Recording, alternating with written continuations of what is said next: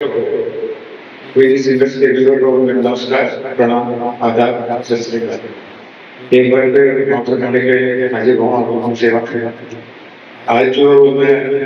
धुन पेश करने जा रहा हूँ फिल्म का नाम है मधुमती बहुत ही बेहतरीन बहुत ही रोचक फिल्म थी it was release in year 1957 इस फिल्म में दिलीप कुमार साहब और खूबसूरत अदाकार वैजयंती माला का पिक्चराइज डुएट सॉन्ग है